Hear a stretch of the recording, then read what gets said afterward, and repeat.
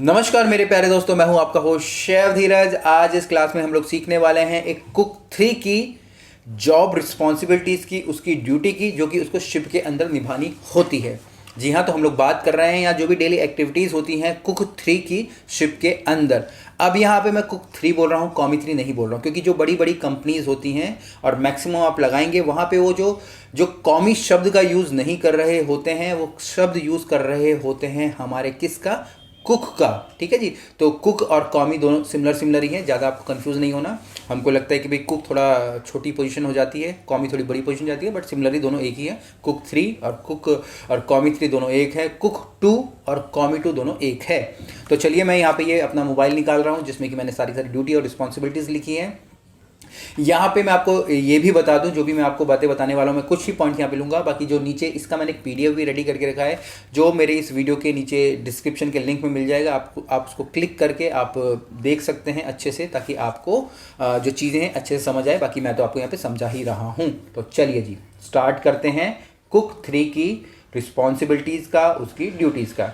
सबसे पहले यहाँ पे आ जाता है food preparation and cooking responsibilities as directed by commis 1 and commis 2।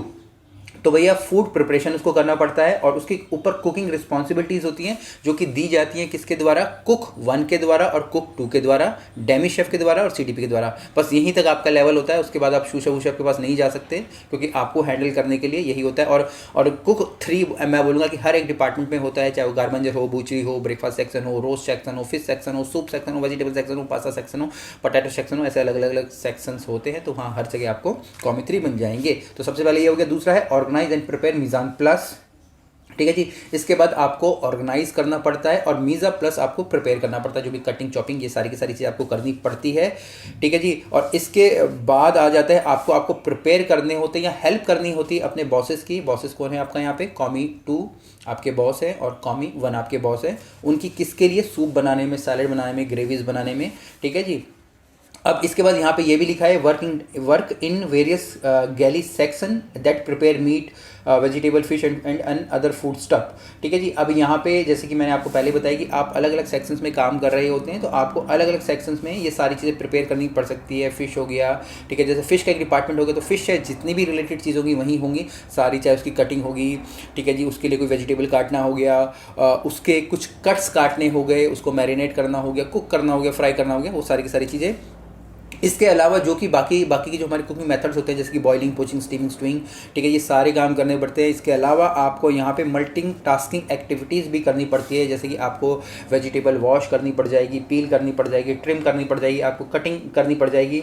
इसके अलावा आपको जो बुफे के जो एरियाज़ होते हैं वहाँ पर भी काम करना पड़ता है। शिप के अंदर तो बहुत ज़्यादा बुफे लगते हैं। ब्रेकफास्ट में बुफे लगेगा, लंच में बुफे लगेगा, डिनर में बुफे लगेगा, अलग अलग आप बोल सकते हैं अलग अलग रेस्टोरेंट्स होते हैं, उनके अलग अलग बुफे रहते हैं, वहाँ पे भी आपको काम करना पड़ता है। इसके अलावा लाइन चलती है शाम के टाइम, अगर आला कार्ट जैसा होता है, बुफे तो लगता है, लाइन चलती है जहाँ पे आप जिस सेक्शन के होते हैं वहाँ उस सेक्शन की लाइन पे आपको खड़ा होना पड़ता है। अगर आप फ़िश की सेक्शन में काम करते हैं तो फ़िश लाइन में आप खड़े होंगे और फ़िश की कोई ना कोई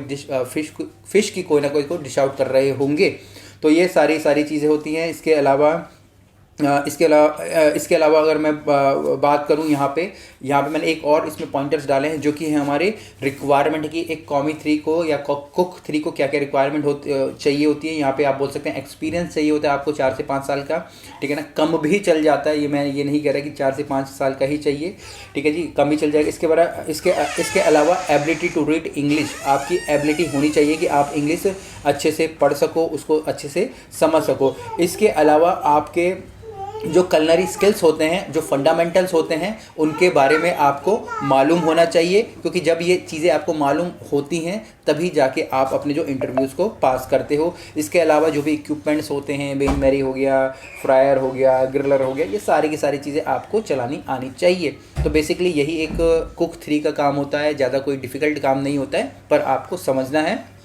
और जितने भी इंटरव्यूज़ होते हैं, इंटरव्यूज़ कैसे होते हैं, आपके इंटरव्यूज़ होते हैं आपके थ्योरी के बेसिस पे, आपके इंटरव्यूज़ आपके प्रैक्टिकल के बेसिस पे नहीं होते। तो यही सारी जो दिनचर्या होती है, बाकी भी चीज़ें हैं जो कि आप उस पीडीएफ को ले लोगे, इजीली पढ़ लोगे तो आसानी से समझ जाओगे। बाकी जो मोटी मोटी चीज़ थी मैंने आपको बताने की कोशिश की है। बाकी इसके अलावा भी कुछ भी क्वेश्चन हो, कमेंट्स हो तो नीचे लिखिएगा। फिर मिलेंगे एक नए वीडियो में, तब तक के लिए जय हिंद।